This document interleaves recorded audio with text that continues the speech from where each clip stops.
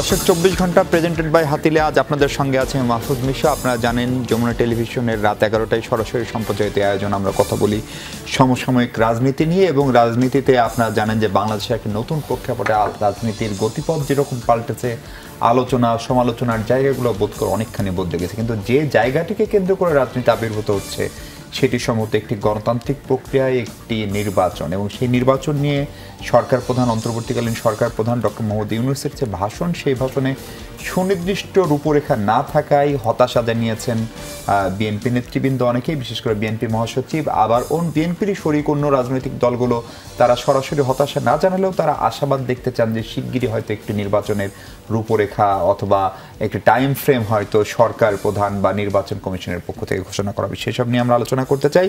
আলোচনার শিরোনাম নির্ধারণ করেছে হতাশা বনাম আশাবাদ। আলোচনার জন্য আমার সঙ্গে স্টুডিওতে আছেন বিএনপি দলীয় সাবেক এমপি জনাব নীলোফার চৌধুরী মনি। আপা স্বাগত আপনাকে।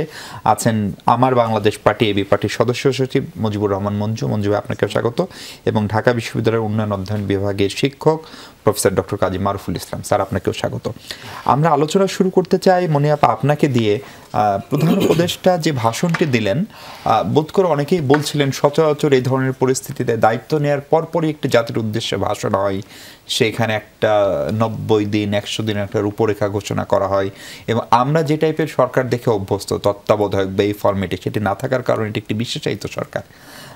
ফলে সেই রূপরেখায় অনেক কিছুই ছিল। প্রফেসর ইউনূসের সেই ভাষণ খুবই সুগঠিত, সুপঠিত, দিক নির্দেশনামূলক, এবং মোটামুটিভাবে ছাত্র জনতার আন্দোলনে যে সমস্ত সংকট থেকে আওয়ামী লীগের টানা এই 4 মেয়াদে যে টাইপের সংকট, অথবা তারও আগে আমাদের প্রতিষ্ঠানগুলোর যে টাইপের সংস্কার, তার একটা ইঙ্গিত তিনি দিয়েছেন ছোট ছোট করে হলে, এবং সবগুলো বিষয়কে তিনি টাচ করার চেষ্টা করেছেন, কৃষি, শিক্ষা, স্বাস্থ্য। কিন্তু উনি নির্বাচন নিয়ে, যেটি আমাদের রাজনৈতিক দলগুলো বিশেষ করে বিএনপি শুরু থেকেই বলে আসছে, আপনারা 6 তারিখেও যে জনসভা করেছেন, 5 তারিখে শেখ হাসিনা সরকারের পতনের পরে, সেখানেও বিএনপি দ্রুততম সময়ে নির্বাচনের একটি কথা বলেছে, পরবর্তীতে সেটি 6 মাস বা এরকম একটা সময়সীমা। সেই নির্বাচনে প্রফেসর ইউনূস নির্বাচনে যখন সুনির্দিষ্ট সময়সীমা না বলে তিনি বলেন এটা রাজনৈতিক সিদ্ধান্ত, এটা উনি এখনই নিতে পারবেন না, সেটা থেকে বিএনপি খানিকটা হতাশ, সেরকম একটি প্রতিক্রিয়া দলের পক্ষ থেকে দেখানো হয়েছে। আপনারা কি মনে করেন আসলেই নির্বাচনের সময়সীমা, এবং আপনারা ওই সংস্কারগুলো চান, ঘোষণার মতো বা রূপরেখা ঘোষণার মতো অথবা মেয়াদ ঘোষণার মতো সময় এখনই এই সরকারের হাতে এসছে? আপনাকে ধন্যবাদ। যারা শুনছেন তাদের শুভেচ্ছা, অভিনন্দন। আমার সহ আলোচক বৃন্দকে শুভেচ্ছা। দেখেন, এই দেশটা একটা গণতান্ত্রিক দেশ। আমরা কিছু মানি বা না মানি, আমাদের কাগজ কলমে, আমাদের সংবিধানে সবকিছু গণপ্রজাতন্ত্রী বাংলাদেশ সরকার। সেখানে আপনার আমাদের প্রয়োজনেই আসছে ওনারা, আমরা অস্বীকার করছি না, আমরা তাদেরকে সহযোগিতাও করেছি। নইলে আপনি একটা জিনিস দেখেন যে একটা এত দিনের স্বৈরশাসককে চাইলে কিন্তু শুধু 1-1.5 মাসে ফেলে দেওয়া যায় না। এটার জন্য অনেক লম্বা পরিকল্পনা লাগে। আমার, আপনার, তার সবার একটা সহযোগিতা লাগে। প্রত্যেকেই সহযোগিতা ছিল। আপনি দেখেন, আমাদের শুধুমাত্র ছাত্র দলেরই 49 জন আমরা সাথীকে হারিয়েছি। তো এটা খুব তাড়াতাড়ি আপনারা হাতের নামগুলোও পেয়ে যাবেন। তো সেইখানে আমরা এই সরকারকে ইতিবাচকভাবে নিয়েছি, এবং ইতিবাচকভাবে আমরা কিন্তু তাদেরকে সহযোগিতা করতে চাই। কিন্তু এটা সত্যি, আমরা এখানে যে 2 জন আছি, 2 জনই একটা রাজনীতির সঙ্গে জড়িত, এক এক জনের রাজনীতির এক এক প্যাটার্ন, কিন্তু আমাদের টার্গেটটা কিন্তু দেশের কল্যাণ করা, এবং রাজনীতিবিদদের হাতেই কিন্তু দেশটা থাকে। তো সেইখানে একটা সরকার যখন আসছে, সবার প্রচ্ছন্ন একটা সহযোগিতা নিয়েই আসছে, আমি অস্বীকার করছি না, কিন্তু তাদের রোডম্যাপটা তো আসলে জানানোটা এটা জরুরি, কারণ রাজনীতিবিদদের হাতেই দেশটা থাকে, আলটিমেটলি থাকে। এখন সেটা উনি বলেছেন যে ওনার সরকারের প্রাথমিক লক্ষ্য হচ্ছে একটি সুষ্ঠু নির্বাচন দিয়ে, অন্তর্ভুক্তিমূলক নির্বাচন দিয়ে, গ্রহণযোগ্য নির্বাচন দিয়ে নির্বাচিত জনপ্রতিনিধির হাতে ক্ষমতা হস্তান্তর। সব ঠিক আছে, আপনার মেন্টালিটি সবই ঠিক আছে। এখানে ছাত্ররা আছে, তাদের প্রতিনিধি আছে, এখানে বিদগ্ধ জ্ঞানীগুণী লোকজন আছে, সর্বোপরি চিফ যিনি, উনি তো সারা বিশ্বেই পরিচিত, সব কিছু ঠিক আছে। কিন্তু আমার জিনিসটা হলো উনি কতটাই দেরি করবে, সেটা তো রোডম্যাপটা কিন্তু জনগণ এটা জানতে চায়, যে আপনার কতটুকু সময় লাগবে, কিভাবে লাগবে। সেটা নিয়ে আলোচনা হতে পারে, সেটা নিয়ে ভাষণের আগে উনি চাইলেই রাজনীতিবিদদের সাথে বসতে পারতেন। হ্যাঁ, আমি ওনার ভুল শুদ্ধ বলছি না, বসছেন, কিন্তু একবার অনেক কিছুই হয়তো বলা হয় না। এরকম একটা সরকার পালিয়ে চলে গেল, তারপরে উনি আসলেন, তাও 2-3 দিন পরে। তো এগুলো সব কিছু মিলেই এলোমেলো অবস্থা ছিল। ওই প্রথম বসাতে হয়তো বা হয় নাই, কিন্তু ভাষণটা কিন্তু বেশ দেরিতেই উনি দিয়েছেন, প্রায় ধরেন 10-15 দিন পরেই দিয়েছেন। কিন্তু মনে হয় একদম বিনীত জিজ্ঞাসা, ধরেন আপনারা মানুষের সঙ্গে অনেক বেশি মিশেন, মানুষের প্রতিনিধি আপনারা, আপনি একদম ছোট থেকে রাজনীতি করে উঠে আসা মানুষ। যখন দেশের 10টা-11টা জেলা পানির তলে ডুবে আছে, বন্যায় 31 জন মানুষ মারা যাচ্ছে, তখন যদি সরকার প্রধান তার ভাষণে নির্বাচনের একটা রূপরেখা বা সময়সীমা দেন আপনাদের দাবির পরিপ্রেক্ষিতে, সেটা কি খুব মানবিক বা সমীচীন হতে পারে? আমি আপনার কথা সব ঠিক আছে, সেখানে কিন্তু ভাষণের লাইন 2 লাইন হওয়ার কথা ছিল। আপনি যে কথাটা বললেন যে আসেন সবাই মিলে বন্যার দুর্গতদের পাশে দাঁড়াই, আমরা আমাদের মতো, আমরা মানে দেশের জন্য ভাষণ, আমরা বর্ণার্থ মানুষগুলো 5-7 দিন 10 দিন এর বেশি তো থাকে না, তারপর আমরা বলি। সেটা তো উনি বলেন, উনি ওনার রূপকল্পে সব কল্পই যোগ দিয়েছেন, অত্যন্ত ভালো বলেছেন, রাজনীতিবিদদের মতোই বলেছেন, সব কিছু সব সেক্টরই উনি টাচ করেছেন। তো সব সেক্টর যখন টাচ করেন, তাহলে সবচেয়ে বড় সেক্টর যেটা, সেটা শুধু বন্যার পানির মধ্যে দেখালে তো হবে না।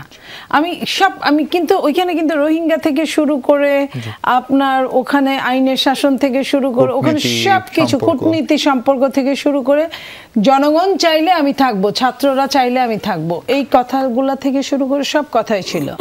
আমি ওনাকে আবারও বলছি, ওনাকে আমি সাপোর্ট করেই বলছি, এটা আমাদের আকুতি, আমরা জানতেই চাইতে পারি। হতে সে উনি ওনার মতো 2 বছর বলুক, 5 বছর বলুক, 50 বছর বলুক, 1 বছর বলুক, নর্মাল নিয়মটা কি, অন্তর্বর্তীকালীন সরকার খুব কম সময়ের জন্য থাকবে, একটা টাইম অন্তর্বর্তী সব দলগুলোর সাথে মিশিয়ে দেওয়ার জন্য একটা বিশেষায়িত। একটু থামাই আপনাকে, আমি একটু মুজিবুর রহমান মঞ্জু আপনার কাছে জানতেই চাই যে ধরেন আপনাদের প্রতিক্রিয়াটা কি রকম, মানে নির্বাচন নিয়ে সুস্পষ্ট ঘোষণা বা রোডম্যাপ তিনি দেননি, সেটা নিয়ে আপনাদের অবস্থান কি, সেটা হচ্ছে প্রথম প্রশ্ন। দ্বিতীয় একটা বড় প্রশ্ন সবসময় হয় যে এরকম আপনাদের মতো ছোট ছোট যে দলগুলো, মানে যাদের নির্বাচনের আগের নির্বাচনের আসনের হারে যদি আমরা তুলনা করি, তাদেরকে নানা নামে অভিহিত করা হয়, কাউকে অমুক পার্টির বি টিম, কাউকে কিংস পার্টি।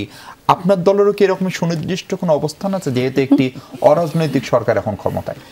ধন্যবাদ মিশু, আপনাকে, দর্শকদেরও ধন্যবাদ জানাই। প্রথম কথা হচ্ছে আপনি যেটা বলেছেন যে আমাদের প্রতিক্রিয়া কি, আমরা মনে করি যে আপনি যেটা বলেছেন বিশেষায়িত সরকার, এটা একটা আসলে এ ধরনের সরকার বাংলাদেশে প্রথম, এবং সারা পৃথিবীতেও এই ধরনের নজির পাওয়া কঠিন যে এরকম একটা ডিজাস্টারের মধ্য দিয়ে, এরকম একটা ছাত্রগণ অভ্যুত্থানের মধ্য দিয়ে সরকার হওয়া।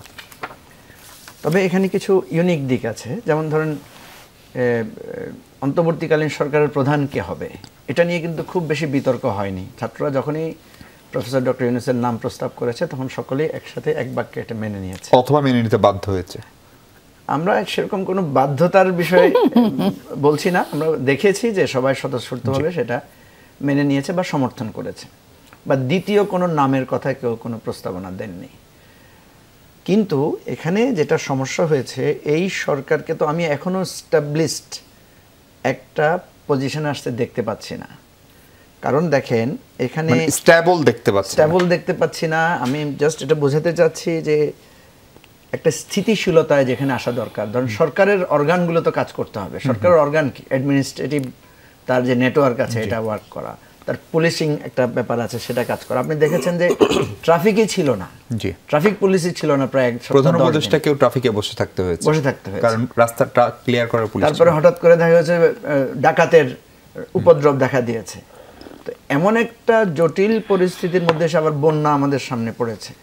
এখন সরকারকে প্রধানত যে জিনিসটাতে আমি সমালোচনা করব, প্রথম কথা হচ্ছে আমি মনে করি যে এখনই নির্বাচনের তারিখ দেওয়ার উপযুক্ত সময় আসেনি।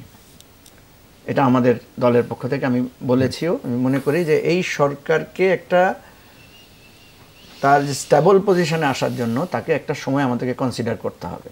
সেই সময়টা কতদিন হতে পারে? সেই সময়টা এটা ধরেন, এটা আমরা বেশ বেটার সময় আশা করি, হয়তো আরও তাড়াতাড়ি আশা করেছিলাম, কিন্তু এটারও একটা নির্দিষ্ট সীমা থাকতে পারে। যেমন আমি ধরেন, আপনি যদি আমাকে নির্দিষ্ট সময় বলতে বলেন, কারণ না বললে তো সে একই কথা, আমি বলবো যে ধরেন 2 মাস সময়, সরকারের চিন্তা করা উচিত 2 মাসের মধ্যে আমার ডিস্ট্রিক্ট অ্যাডমিনিস্ট্রেশনগুলো, আমার সচিবালয়, আমার পুলিশ প্রশাসন, আমার আর্মি, আমার আদার্স যে সমস্ত ইনস্টিটিউশনগুলো আছে এগুলোকে আমি একটা স্থিতিশীল জায়গায় নিয়ে আসবো। আপনি দেখেন বিশ্ববিদ্যালয়ের ভিসি এখন অনেক জায়গায় নিয়োগ হয়নি, বিশ্ববিদ্যালয়গুলো কিন্তু খুব অস্থিতিশীল অবস্থায় আছে। তো এই জন্য ধরেন, এটা আমি হাইপোথেটিক্যালি বললাম, এটা 2 মাসের জায়গায় উনি যদি মনে করেন যে ওনার 3 মাস দরকার, সেটা একটা ব্যাপার, বা উনি যদি আরও তড়িৎ নিয়ে নিতে পারেন সেটা একটা ব্যাপার। তারপরে যে জায়গাগুলো আছে সেটা হচ্ছে যে আমাদের ইমিডিয়েট কিছু চাহিদা আছে। যেমন ইমিডিয়েট চাহিদা কি, দুর্বৃত্তদের গ্রেফতার করা, কারণ এরা কিন্তু পালিয়ে যাবে যারা নানাভাবে, যারা আমাদেরকে, কারণ আপনি যে ওই যে আমরা বলি না যে ডিলে হলে একটা জিনিস কিন্তু সেটা পরে মানুষের স্মৃতি থেকে হারিয়ে যায়। যারা এই হত্যাকাণ্ডগুলো করেছেন, যারা এই সমস্ত বিষয়ে নেতৃত্ব দিয়েছেন, যারা নানাভাবে মানে এই জুলুম অত্যাচার করেছেন, এদেরকে ইমিডিয়েটলি তাদেরকে গ্রেফতার করা, আইনের আওতায় নিয়ে আসা। কারণ আইনের আওতায় না আনলে যেটা দাঁড়াচ্ছে, কোথায় কে কাকে ধরে মারছে, কোথায় কে কাকে জ্বালিয়ে দিচ্ছে, পুড়িয়ে দিচ্ছে, এইটা একটা তাণ্ডবের ব্যাপার থেকে যায়। বা যেহেতু এখানে একটা মানে আপনি বলছেন সরকারকে তার অগ্রাধিকারগুলো ঠিক করতে হবে এবং সেই অনুযায়ী বলতে হবে যে এই কাজগুলো আমি এই সময়ের ভিতরে করব। হ্যাঁ, আমি এখানে যেটা বলি, যেটা মনিয়াপা বা যারা বিএনপি নেতৃবৃন্দ যেটা বলেছেন, ধরেন বিএনপি ইমিডিয়েটলি তো একটা এফেক্ট পেয়েছে। এই সরকার ক্ষমতায় আসীন হওয়ার সাথে সাথে ধরেন খালেদা জিয়ার মুক্তি হয়েছে, পার্লামেন্ট বাতিল হয়ে গেছে, তারপরে বিএনপির নেতারা অনেকে জেল থেকে বেরিয়ে এসেছেন, যারা হয়তো অনেক দিন, আমরাও জেল থেকে বেরিয়ে এসেছি, আমরা হয়তো ভেবেছিলাম যে আরও 6 মাস 1 বছর আমাদেরকে জেলে থাকতে হবে। তারপরে যে জায়গাটা হয়েছে যে আপনার উপজেলা লেভেলে যে উপজেলা চেয়ারম্যানরা চেপে বসেছিলেন তাদেরকে বাতিল করা হয়েছে। তো এই জিনিসগুলো তো আপনাকে গণ্য করতে হবে যে আমি একটা অ্যাডভান্টেজ পেয়েছি। বিএনপির নেতারা কিন্তু সোশ্যালি তাদের নেতৃত্ব কিন্তু এখন বিভিন্ন জায়গায় খুব দৃঢ়ভাবে প্রতিষ্ঠিত আছে, এবং অনেক নেগেটিভ কথাও এখানে আছে, সেটা অবশ্যই থাকতে পারে। একটা রাজনৈতিক দলের বহুবিধ কার্যক্রম থাকে, তাকে অনেক কিছু মোকাবেলা করতে হয়, এবং বিএনপি তো একটা বড় দল। এখন কথা হচ্ছে আমি কি চাইবো এবং কি করছে বা পরিস্থিতি কি, এই তিনটাকে যদি আমি সমন্বিত না করি তাহলে কিন্তু এখানে একটা গ্যাপ তৈরি হবে। আমরা চাই এই সরকার সফল হোক, এখানে যেই গ্যাপটা তৈরি হচ্ছে সেটা যাতে না হয়। এখানেও কিন্তু সরকার একটা দায় আছে। এখানে সেই দায়টা হচ্ছে যে এই যে তার অসুবিধাগুলো হচ্ছে সেগুলো কিন্তু পলিটিক্যাল পার্টির সাথে তাকে ডায়ালগে থাকতে হবে, নাহলে কিন্তু এখানে ভুল বোঝাবুঝি হবে, যেটা ইতিমধ্যে হয়েছে। আমি আবার আসবো মঞ্জু ভাই, আমি প্রফেসর কাজী মারুফুল ইসলাম আপনার কাছে একটু জানার চেষ্টা হচ্ছে যে একটা গুঞ্জন বাজারে, মানে 5 তারিখের পর থেকে যখন ছাত্রদের সঙ্গে প্রেসিডেন্ট শাহাবুদ্দিন অথবা 3 বাহিনী, তখন থেকে একটা গুঞ্জন যে 1095 দিনের সরকার এটা, এবং এটার পেছনে সম্ভবত সবচেয়ে বড় যুক্তিটা হচ্ছে 2006 সালে যে আমরা একটা সরকার দেখেছিলাম একটা বিশেষ, সেটাও সেনা সমর্থিত তত্ত্বাবধায়ক সরকার বা 111 সরকার যাই বলি, সেটার মেয়াদে 2 বছর ছিল, এবং তখনও প্রফেসর ইউনূসকে এক প্রকার হাত পায়ে ধরা হয়েছিল সরকার প্রধান হওয়ার জন্য, তিনি হননি। তার মানে স্বল্প মেয়াদের সরকারের দায়িত্ব উনি নিতে চাননি। তখনকার চেয়ে এখনকার রাষ্ট্রের অর্থনৈতিক অবস্থা, রাজনৈতিক কাঠামো, প্রশাসনিক বিশৃঙ্খলা, পুলিশের সংস্কার, নানান ইস্যু আরও খারাপ। তাহলে এই সরকারের মেয়াদকে আসলে ন্যূনতম 3 বছর। ধন্যবাদ আমাকে যুক্ত করার জন্য। সময় প্রশ্নটা আমরা বিচার করব কোন জায়গা থেকে। আপনি যদি দেখি যে আমাদের এই যে নতুন পরিস্থিতিতে আমরা এখন এসেছি, উপনীত হয়েছি, তার প্রত্যাশাটা কি? সেই যে প্রাণের বিনিময়ে এত ত্যাগ, এত আন্দোলন করার পরে আজকে যে আমরা এই প্রশ্নটা নিয়ে ডিল করছি, সেই পরিস্থিতিটার পেছনে যে আকাঙ্ক্ষাটা কি? সেই আকাঙ্ক্ষার মূল জায়গাটা হচ্ছে যে আমরা কোনোভাবে আবার একটি স্বৈরাচারী, একনায়কতান্ত্রিক, দুর্নীতিগ্রস্ত শাসন ব্যবস্থায় ফেরত যাব না। এখন এটা যদি হয় আমাদের আকাঙ্ক্ষা, অর্থাৎ আজকে টার্গেট, রাইট, যদি স্বপ্নও যদি বলি, যে স্বপ্নটা অর্জন করার জন্য অন্তর্বর্তীকালীন ব্যবস্থাপক হিসেবে এই সরকার দায়িত্ব নিয়েছে, তাহলে ওই লক্ষ্যটা যদি আমি অর্জন করতে চাই তাহলে আমাকে কি করতে হবে? আপনারা পরিষ্কারভাবে জানেন যে এই লক্ষ্যটা অর্জন করতে গেলে আমাকে কতগুলো মৌলিক জায়গায় হাত দিতে হবে। কারণ আমরা এর আগে কিন্তু নির্বাচন দেখেছি, সুষ্ঠু নির্বাচনও দেখেছি, তারপরে যে সরকার এসেছে, এই যে আজকের যে একনায়কতান্ত্রিক বা দুর্নীতিপরায়ণ স্বৈরাচারী নিষ্ঠুর সরকারকে আন্দোলনের মাধ্যমে সরাতে হলো, সেই সরকার কিন্তু এই 12 বছর আর 15 বছরের ফলাফল না। এটা একটা 1972 সাল থেকে শুরু হয়েছে একটা প্রবণতা, এবং তারপরে যারা ক্ষমতায় এসেছে তাদের হাত ধরে ধরে ক্রমশ একটা ম্যাচিউর অবস্থায় এসেছে, নিষ্ঠুরতম জায়গায় এসে পৌঁছেছিল সাম্প্রতিক সময়। ফলে এই এতদিনের যে গ্লানি, এতদিনের যে আবর্জনা, সেটি আপনি সরাতে গেলে সময় লাগবে না। সেই যে আকাঙ্ক্ষা, অর্থাৎ সেই সরানোর জন্য যে প্রয়োজন, নিশ্চিতভাবে সেটার জন্য আমাকে একদম যদি বলি যে মৌলিক যে জায়গাটা, সেটি আমাকে অবশ্যই ধরতে হবে আমার নির্বাচনী ব্যবস্থা, যেটা প্রধান উপদেষ্টাও বলেছেন। নির্বাচন ব্যবস্থাতে যদি আমি পরিবর্তন আনতে চাই, তাহলে সংস্কার লাগবে, তার একটা আইনগত সংস্কার করতে হবে। শুধু আইন না, তার যদি আমরা তার যে অ্যাসোসিয়েটেড চেঞ্জ আছে সেগুলো করতে গেলে আমার সংবিধানে হাত দিতে হবে। আমরা দেখেছি যে আমাদের পার্লামেন্টগুলো ঠুটো জগন্নাথ হয়ে রয়েছে। ফলে আমরা একটা নির্বাচন করলাম, আবার একটা একই পার্লামেন্ট পেলাম, সেটা তো আমাদের আকাঙ্ক্ষাকে মিট করবে না। তাহলে পার্লামেন্টটাকে যদি কার্যকর করতে চাই, তাহলে আমার সংবিধানের নির্দিষ্ট জায়গাগুলোতে হাত দিতে হবে। তাহলে এভাবে যদি আমি প্রত্যেকটা জায়গা দেখি, আমি যদি আমলাতন্ত্রকে যদি একটা জনমুখী আমলাতন্ত্র করতে চাই, যেটা আপনি বলছেন পুলিশের রিফর্ম, তাহলে সেই পুলিশের যে আমার যে আইন আছে, সেই আইনটা সেই 1819 শতকে তৈরি করা আইন, সেই আইনটাকে আমাকে প্রয়োজনীয় রিভাইজ করতে হবে। সেটার সাথে রিলেটেড আমার আইন, এবং তার একটা সম্পর্ক আছে আবার সংবিধানে। তাহলে এই যে বড় রকমের পরিবর্তন, এই পরিবর্তনগুলোর যদি ন্যূনতম জায়গাটা তৈরি করা না যায়, তাহলে আমরা একটা নির্বাচন করলাম, নির্বাচন করে আমাদের অতীত অভিজ্ঞতা তো ভালো না, নির্বাচিত রাজনৈতিক দলগুলো যেগুলো করেছে সেগুলো থেকে আমরা আবার ওই একই অন্ধকারে পড়েছি। কিন্তু আপনি যে ধরনের মৌলিক সংস্কারের কথা আপনি বলছেন, বা প্রফেসর ইউনূস প্রধান উপদেষ্টা তার বক্তব্য বলছে, সেটা তো আসলে একটা স্বল্পমেয়াদী কোনো পরিকল্পনা মনে হচ্ছে না। সেটা ন্যূনতম একটা মধ্যমেয়াদী পরিকল্পনা, যার শুরুটা হবে সেটা হয়তো দীর্ঘমেয়াদী আমরা সুফল পাবো। তাহলে সেটি কি আসলে অনেক দীর্ঘ হয়ে গেলে সেটিই বা রাজনৈতিক দলগুলো বা দেশের মানুষ মানবে? তো এটাতে শুধু অবশ্যই আপনার এই যে সরকারটা আছে, আগে সরকারকে রাষ্ট্রটাকে এস্টাবলিশ করতে হবে। এই মুহূর্তে কিন্তু রাষ্ট্রটাই ফাংশন করছে না। রাষ্ট্রের একটা মৌলিক উপাদান হচ্ছে যে রাষ্ট্র একটা মনোপলি অফ ভায়োলেন্স ক্রিয়েট করতে হবে, অর্থাৎ তার একটা বৈধ কর্তৃত্ব, তার অর্ডার প্রতিষ্ঠিত করতে হবে। আপনি যেমনটা বলছি, আমরা সবাই যেটা দেখছি, সেই অর্ডারটা কিন্তু এখনো মতন প্রতিষ্ঠিত না। ফলে এই সরকার প্রথম কাজটা হচ্ছে রাষ্ট্রটাকেই আগে স্থিতিশীল করা। সেটা করতে গেলে নিশ্চিতভাবে আমার যে মৌলিক মানে ওই কর্তৃত্ব প্রতিষ্ঠা করতে গেলে আমার পুলিশ লাগবে, আমার মিলিটারি লাগবে, আমার সিভিল অ্যাডমিনিস্ট্রেশন লাগবে। এই জায়গাগুলোকে আমাকে নিশ্চিত করতে হবে। তো এখন তো এই সরকার সেই নিশ্চিত করার মাঝে আছে, কিন্তু এখনো তো পূর্ণরকমভাবে প্রতিষ্ঠিত হয়নি।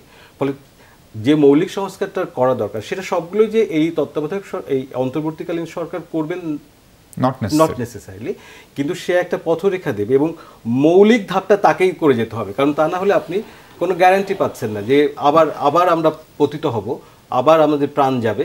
সেই জায়গার ন্যূনতম গ্যারান্টির জায়গাটা নিশ্চিত করতে গেলে তো একটা সময় আপনাকে দিতেই হবে।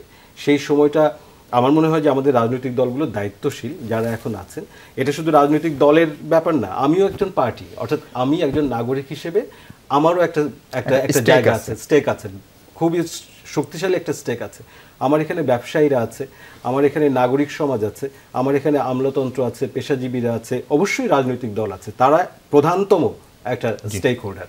তো এদের সবার সাথে মিলিয়ে এই আলোচনাটা চালাতে হবে, এবং আমি নিশ্চিত যে এটার এই জায়গায় যদি তারা দায়িত্বহীন আচরণ করেন, এটা কারোর জন্যই ভালো হবে না। যারা মনে করছেন যে খুব তাড়াতাড়ি দরকার, খুব কিছু দরকার, অধৈর্য হয়ে গেলে ডিম পাড়া হাঁসটাই আবারও আমরা মেরে ফেলবো, তখন আবার বিপদটা সবার জন্যই তৈরি হবে। মনে হয় এই জায়গায় একটা প্রশ্ন রেখে বিরতিতে যে আপনি নিশ্চয়ই আজকের প্রথম আলোতে দেখেছেন যে শ্রমিক ইউনিয়ন, পরিবহন মালিক সমিতি, এগুলোতে এক ধরনের চাঁদাবাজি হতো। এটা আমাদের দেশের কালচার। মানে গত সরকারের সময় সেটা একদম ধরেন আরও প্রাতিষ্ঠানিক রূপ পেয়েছে, তারা ৩-৪ দফা ক্ষমতায় থাকা বালুমহল। সেই চাঁদাবাজির দায়িত্ব বেশিরভাগ জায়গায়, এটা আপনাদের অন্যতম শরিক দল জামাতের আমিরও বলছেন একটা বক্তব্যে, ৮০% জায়গা নাকি এখন আরেকটি দল নিয়ে নিয়েছে, মানে বিএনপির নামই বলেছেন। প্রথম আলো রিপোর্টও সেটি দাবি করছে। ফলে এই আওয়ামী লীগ যে চাঁদাবাজির দায়িত্বে ছিল, সেই চাঁদাবাজির দায়িত্ব বিএনপি ক্ষমতায় না এসে নিজ দায়িত্বে কাঁধে তুলে নিবে। এবং এই সংস্কারকে আপনারা আসলে চেয়েছিলেন, নাকি এটা বিচ্ছিন্ন কোনো ঘটনা, অথবা এটার বিরুদ্ধে দল কোনো স্ট্যান্ড নিবে? সেই প্রসঙ্গে নীলোফার চৌধুরী মনির বক্তব্য শুনবো। নেতা নীলোফার চৌধুরী মনি আপা আছেন আমাদের সঙ্গে। আপা, এই যে চাঁদাবাজির যে অভিযোগ বিএনপি অথবা সংশ্লিষ্ট সংগঠনগুলোর বিরুদ্ধে উঠছে, সেইটা আওয়ামী লীগের বদলে সেই জায়গাটি তারা দখল করেছে, এটাকে আপনারা কিভাবে দেখেন? বা এটা নিয়ে আমরা দেখি যে বেশ কিছুতে বিএনপি সাংগঠনিক ব্যবস্থাও নিয়েছে। দেখেন, একদম যে আমি বলবো না যে একদম কিছুই হয় নাই সেটা না। আপনি জানেন যে 17 বছর 18 বছর আমাদের যুদ্ধ রাজপথে, এর মধ্যে 16 বছর আওয়ামী লীগ যাচ্ছে তাই করেছে আমাদের সাথে, প্রায় 16 বছর 15 বছরেরও বেশি সময়। সেইখানে আমাদের অনেকের কিন্তু বাড়ি ঘর জায়গা জমি দোকানপাট দখল করে নিয়ে গেছে। অনেকেই কি করেছে, এখানে যেহেতু পুলিশও ঠিক মতো পাওয়া যায় না, আমি আপনাকে এটা অস্বীকার করছি না বলে এই কথাটা বলছি, যাদের দোকানপাট নিয়ে গেছে, যাদের বাড়ি ঘর নিয়ে গেছে, যাদের জায়গা জমি নিয়ে গেছে, তারা অনেকেই আপনার ওই জায়গাগুলায় মানে উদ্ধার করার জন্য নামছে। কেউ পুলিশকে জানায় নামছে, কেউ না জানায় নামে নাই, তাদের কাছে কিন্তু দলিল দস্তাবেজ সব আছে। এটা একটা শ্রেণী।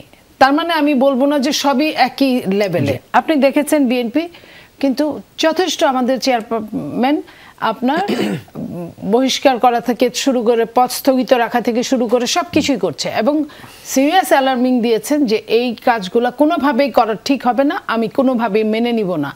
তো উনি সেই জায়গা থেকে একদম অনড় আছেন। আজকেও আমি এখনো মিটিং করে আসলাম, উনি ওই জায়গায় অনড় আছেন। পাশাপাশি 2-4 জায়গায় কিছু জিনিস আছে, আপনি দেখবেন যে আপনি যদি ওই সাক্ষাৎকারগুলো পড়েন, দুই পক্ষেরই তো ফোন দেয়, আওয়ামী লীগকে খুঁজে পাওয়া যাচ্ছে না, বিএনপির কেউ কেউ বলে যে এটা তো আসলে ওইভাবে চলছিল, কোনো লোকজন ছিল না বিধায় টোলগুলো আমরা হস্তক্ষেপ না, আমরা এটা আলোচনা সাপেক্ষে কাজ করছি।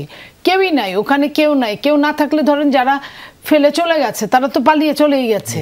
তো ওই জায়গাটা, হ্যাঁ, ইজারাদারের ভূমিকায় সেই জায়গাটা কি করবে? আরেকটা টেন্ডার হতেও তো টাইম লাগবে। আপনারাই বলছেন দেশের এই সিচুয়েশনে কি অবস্থা। তো একজন জেলার নেতা বা থানার নেতা, সে তার এলাকায় যেটা আছে হয়তো 2-1 জায়গায় করে নাই তা না, কেউ ভালো মনে গিয়ে ওটার হাল ধরেছে, কেউ আবার ওই আওয়ামী লীগ চলে গেছে সেইখানে কিছু করেছে। এবং যারা নিজেদেরকে ভালোভাবে উপস্থাপন করার চেষ্টা করছে, আপনি খোঁজ নিয়ে দেখেন যে তারা আরো বেশি করছে। বিএনপি কোনো হসপিটাল দখল করে নাই, বিএনপি কোনো ব্যাংক দখল করে নাই, বিএনপি কোনো আপনার, আমি বলবো না যে হসপিটাল আমি সেটাই বলছি, আমি বলি যে ভেঙে দিয়েছে, আমি বলবো না যে এটা তাদের ছিল না। ওই যে পুনরুদ্ধার করার জন্য, পুনরুদ্ধার যার যেটা লস্ট করেছে তারা ওইটার জন্যই পিছনে ছুটছে যে এখন তো কেউ নাই, তাহলে আমি আমার জিনিস ফেরত নিতে পারি। অনেক ক্ষেত্রে আবার কিছু ক্ষেত্রে দেখেন 10 জন মানুষ নিয়ে ডিল করলে, আপনারাও তো কাজ করেন একটা প্রতিষ্ঠানে, এখানে সবাই একরকম তা কিন্তু না, এক একজনের মেন্টালিটি এক এক রকম। কেউ সুযোগের সদ্ব্যবহার। আপনি প্রধানমন্ত্রীর বাড়িটাই চিন্তা করেন, সে প্রধানমন্ত্রীর উপর আমাদের অনেক রাগ আছে, দুঃখ আছে, জেদ আছে, ক্ষোভ আছে, কিন্তু তার বাড়ির ওগুলো কিন্তু সরকারি সম্পত্তি। ওই মুহূর্তে বোধহয় কারোরই ওইটা মনে হয় না যে এটা আমাদেরই ট্যাক্সের পয়সায় কেনা।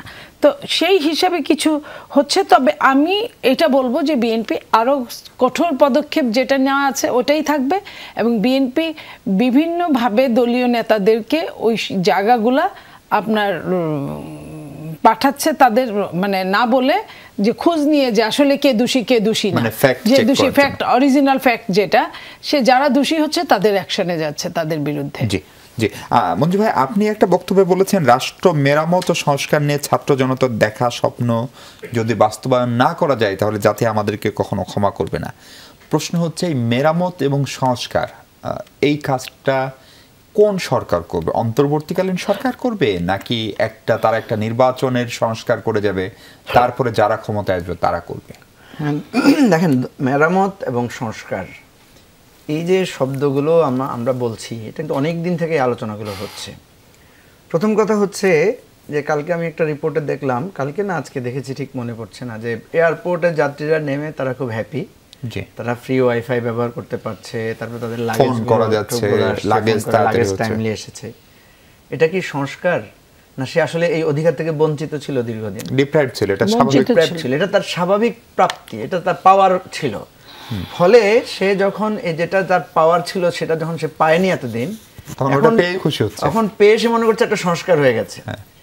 তাহলে আমরা যদি থানায় গিয়ে আজকে সঠিক বিচার পাই, কোর্টে গিয়ে যদি আমি সঠিক বিচার পাই, এটা কিন্তু সংস্কার না, এটা আমার অধিকার, যেটা আমি আমার এতদিন থেকে বঞ্চিত ছিলাম। তো সেজন্য এখানে আমরা যেটা বলছি যে এত রক্ত সংগ্রামের পরে আমরা যে জায়গাটা এসেছি, দেখেন মনিয়াপাকে আমি ধন্যবাদ জানাই। বিএনপি আর আওয়ামী লীগের মধ্যে এই পার্থক্যটা আছে যে মনিয়াপা কিন্তু স্বীকার করে নিয়েছেন যে হ্যাঁ আমাদের কিছু সমস্যা হয়েছে। আওয়ামী লীগ কিন্তু এটা কখনো স্বীকার করতো না। তারা বলতো না মুক্তিযুদ্ধের চেতনার সরকার, আমরাই রাষ্ট্র এনেছি, এই সেই ইত্যাদি বলে তারা কথা বলতো। মনিয়াপা কিন্তু যেভাবেই হোক স্বীকার করেছেন যে আমাদের দলে এ ধরনের কিছু হয়েছে, আমরা এটা নিয়ে কঠিন অ্যাকশানে যাচ্ছি বা আমরা বিচার নিচ্ছি। এটা সত্য, আমি দেখেছি বিএনপি এবং জামাত দুইটা দলকে আমি দেখেছি যে তাদের এই যে কিছু জায়গায় সমস্যা হয়েছে এটার ব্যাপারে তারা কঠোর হওয়ার চেষ্টা করছে। এখন কথা হচ্ছে যদি ওনারা এই পরিবর্তনটা না আনে, এবং মানুষের মধ্যে কিন্তু একটা ভয় আছে যে আগে আওয়ামী লীগ ছিল এখন আবার সেটা বিএনপি জামাত রিপ্লেস করে কিনা, এই ভয়টা কিন্তু আছে। এবং ছাত্ররা আপনি দেখেছেন, ছাত্ররা কিন্তু এগুলোর ব্যাপারে খুব স্পষ্ট। ক্যাম্পাসগুলোতে তারা যে বলছে আমরা ট্র্যাডিশনাল স্টুডেন্ট পলিটিক্স অ্যালাউ করব না, এগুলো কিন্তু ওই ভয় থেকে করা। আবার কোনো হল দখল বিএনপি মানে আওয়ামী লীগের জায়গায় কোনো ছাত্রদল, ছাত্র শিবির বা অন্যান্যরা দখল করে কিনা। এখন আমি কেন এই কথাটা বলেছি যে আমাদেরকে ক্ষমা করবে না, এই জন্য যে আপনি জানেন যে বাংলাদেশে একই রকম আন্দোলন কিন্তু দুইবার হবে না।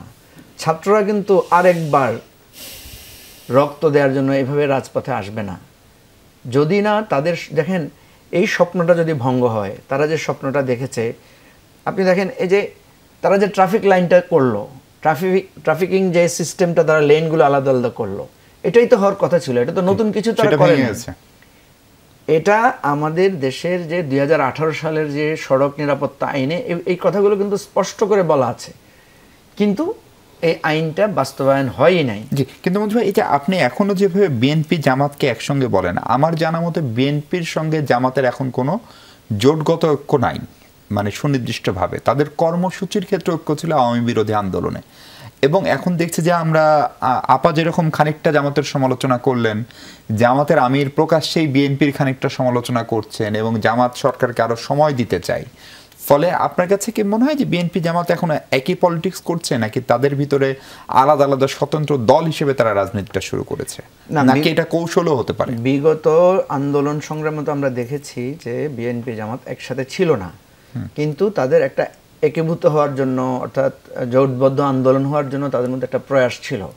এবং আপনি তো রিপোর্টিং করেন নিশ্চয়ই এখনো, তো আপনি হয়তো দেখবেন যে শেষের দিকে কিন্তু বিএনপি জামাত একসাথে হওয়ার একটা উদ্যোগ, একটা চেষ্টা হয়েছিল যে একসাথে হয়ে রাজপথে নামবে। সেখানে হয়তো গণতন্ত্র মঞ্চের একটা আপত্তি ছিল, কিন্তু জামাতের সাথে আলাদা করে বিএনপি মিটিং করেছে, তাদের সাথে একটা যোগাযোগ, তাদের সাথে একটা সুহৃদ সম্পর্ক সেটা ছিল। আজকে আপনি দেখবেন যে জামাত একটা সাংবাদিকদের সাথে মত বিনিময় করেছে, সেখানে সব মত পথের সাংবাদিকেরা সেখানে অংশগ্রহণ করেছে। তা আমি যেটা বলতে চাচ্ছি যে সেটা হলো যে যেহেতু এর আগের সরকারটা একটা জোট সরকার ছিল এবং সেই সরকারের কিছু সমালোচনা, কেয়ারটেকার সরকার বাতিল করা বা সেই জায়গা থেকে দুর্নীতির কিছু প্রসঙ্গগুলো ছিল, ফলে এই দায়টা জোট সরকারের, কোনো একক দলের না। আমরা যদি এককভাবে বিএনপিকে দায় দিই তাহলে এটা বিএনপির একক দায় হবে না। তো মৌলিক কথা আপনি যে প্রসঙ্গটা তুলেছেন সেটা হলো যে আমরা যদি নতুন কিছু দিতে না পারি, পরিবর্তন যদি আনতে না পারি, তাহলে আমরা আমাদের কথা আর মানুষ শুনবে না, মানুষ আর আমাদেরকে বিশ্বাস করবে না। এবং যেটা প্রফেসর মারুফ বলেছেন যে আপনার দেখেন রাজনৈতিক দলগুলো কোনো সংস্কার করবে না, এই ধরনের একটা পারসেপশন আমাদের সমাজে এক্সিস্ট করে। ইভেন আশঙ্কা আছে ইভেন আমরা যখন অফ দ্য রেকর্ড কথা বলি, আমি বহু বিএনপির নেতাদেরকেও আমি বলতে শুনেছি, তারা বলেছে যে এই কাজগুলো আমাদের রাজনৈতিক দলের পক্ষে করা খুব কঠিন, খুব টাফ। কারণ সে যে রাজপথে রুট লেভেলে সে যে পরিমাণ নির্যাতিত হয়েছে, নানা ধরনের ইমপ্যাক্ট। আপনাকে একটু থামাই প্রফেসর কাজী মারুফুল ইসলাম, আপনার কাছে প্রশ্ন হচ্ছে যে ধরেন আওয়ামী লীগের মতো একটা পরাক্রমশালী শক্তি, খুবই পুরনো একটি রাজনৈতিক দল, এক টানা 4টি নির্বাচন, গায়ের জোরে হোক প্রথম নির্বাচনটি ছাড়া যে কোনো পলিসি হোক, আন্তর্জাতিক চাপ সবকিছু ক্লিয়ার করে টিকেছিল, সেটির পতনের পরেও রাজনৈতিকভাবে এখন আমাদের আচরণের কোনো সংশোধন আপনি দেখতে পান কিনা? এবং মৌলিক জায়গাটা তো সম্ভবত রাজনৈতিক দলগুলোরও সংস্কার, সেই সংস্কারের ব্যাপারে কতখানি আশাবাদী? রাজনৈতিক দলগুলো ঠিক না হলে, কারণ এই রাজনৈতিক দলগুলো আলটিমেটলি এই দশটা চালাবে।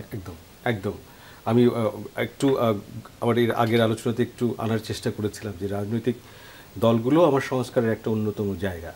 আপনি দেখেন যেটা আজকের যে প্রধান রাজনৈতিক দলগুলো, যদি আমরা বলি বিএনপি, আওয়ামী লীগ কিংবা জামাত ইসলামী, সবগুলো এমনকি যেগুলো বাম রাজনৈতিক দল সেগুলোর মধ্যেও তাদের নেতৃত্ব নির্বাচনে একটা ভয়ঙ্কর রকমের ব্যাকলগ টিকে আছে এবং এটা অগণতান্ত্রিক।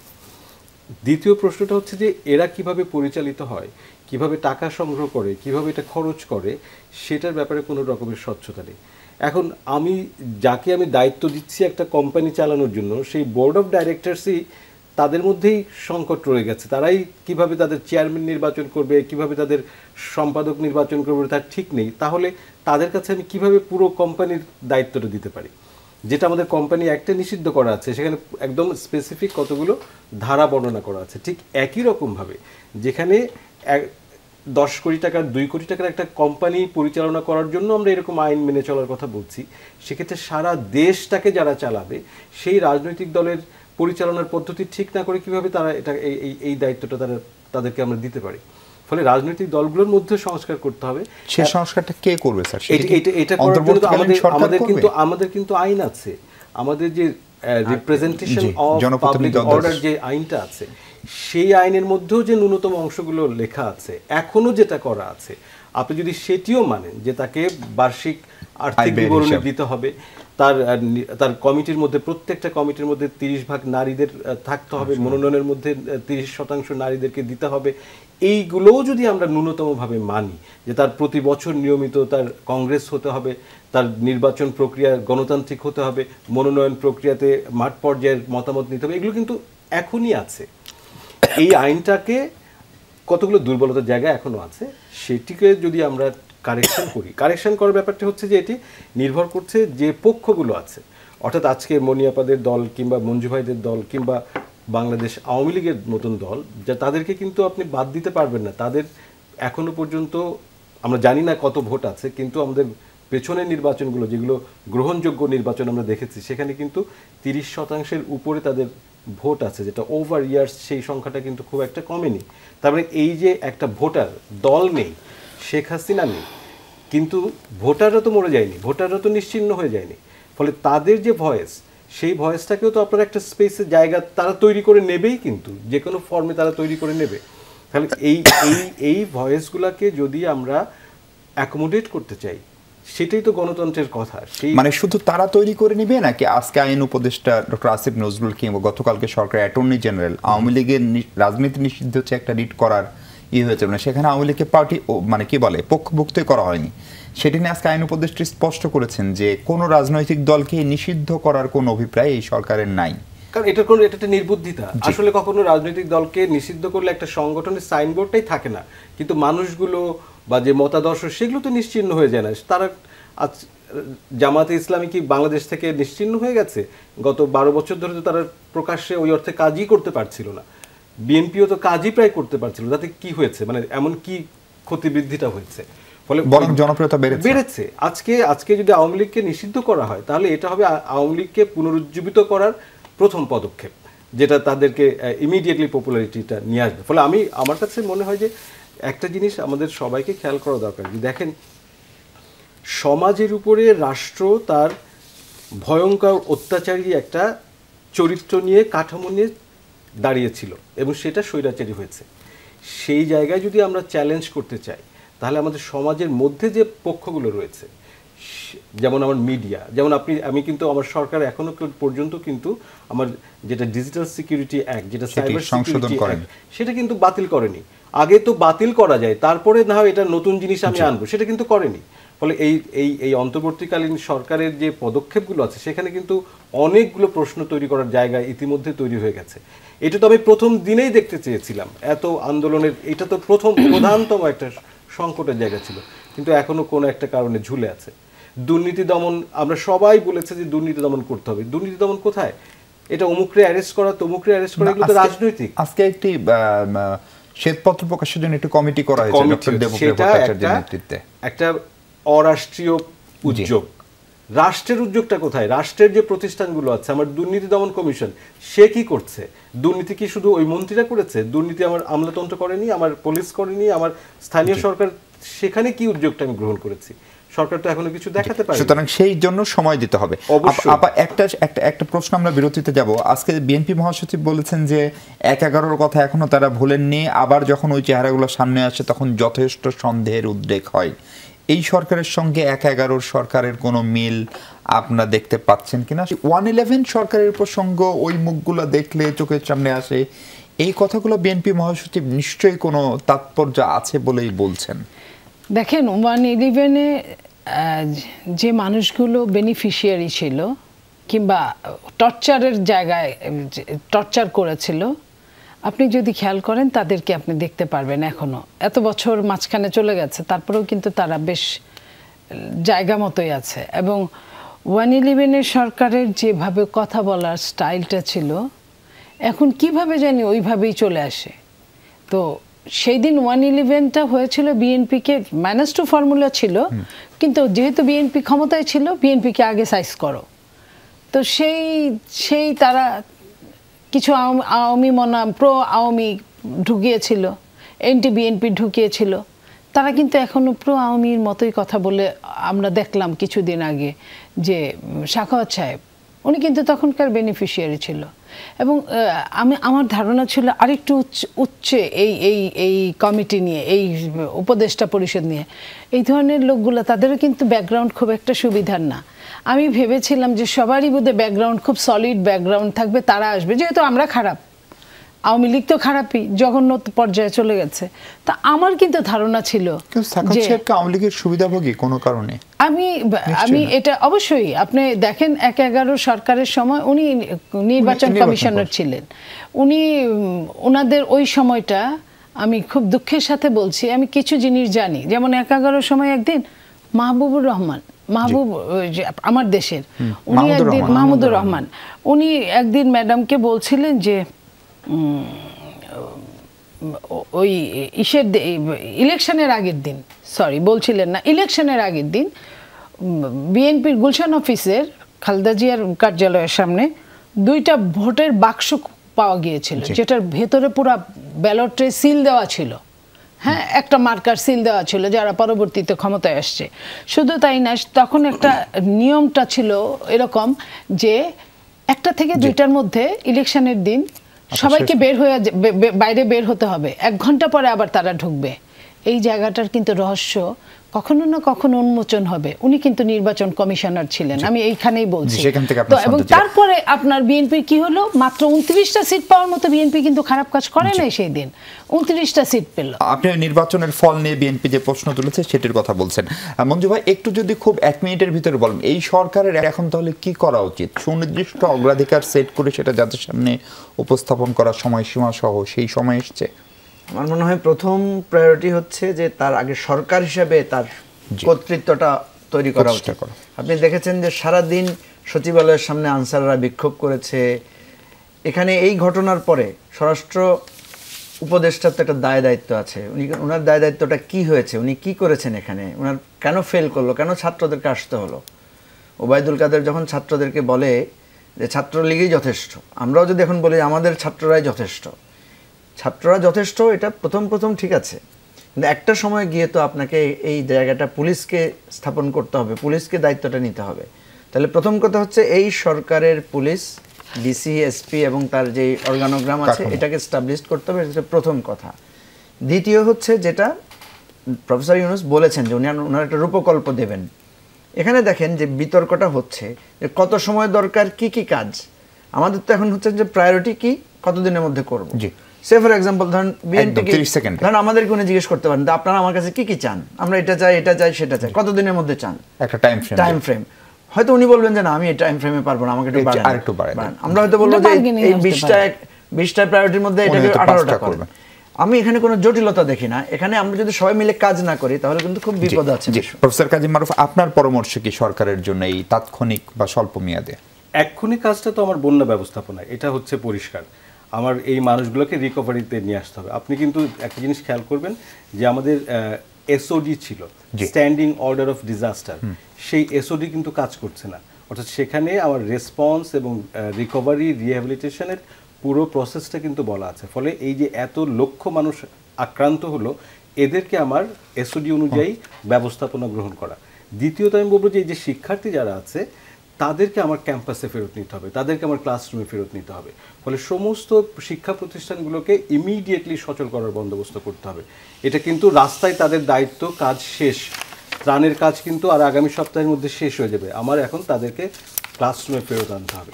এবং থার্ড, অবশ্যই দুর্নীতি দমনের জন্য দৃশ্যমান উদ্যোগ আমি কালকে থেকে দেখতে চাই একজন নাগরিক হিসেবে, যে এটা তারা কাজ করছে। জি জি, অর্থনীতিকে সচল করতে হবে। অনেক ধন্যবাদ প্রফেসর কাজী মারুফ, অনেক ধন্যবাদ নীলুফার চৌধুরী মনি, এবং অনেক ধন্যবাদ মজিবুর রহমান মঞ্জু। দর্শক, আমাদেরও প্রত্যাশা তাই, অগ্রাধিকার এবং সময় ঠিক করে জনগণের চাহিদা অনুযায়ী যে স্পিরিট নিয়ে এই জুলাই বিক্ষোভ, জুলাই আন্দোলন এবং যেটি পরবর্তী গণ আন্দোলন হলো, সেই পথেই ডক্টর ইউনূসের সরকার থাকবে এবং শেষ পর্যন্ত একটি গ্রহণযোগ্য নির্বাচনের মধ্য দিয়ে নিশ্চিতভাবে রাজনৈতিক নেতৃত্বের হাতে বাংলাদেশ চালানোর দায়িত্ব অর্পিত হবে, সেই প্রত্যাশা শেষ করছি। ভালো থাকবেন সবাই।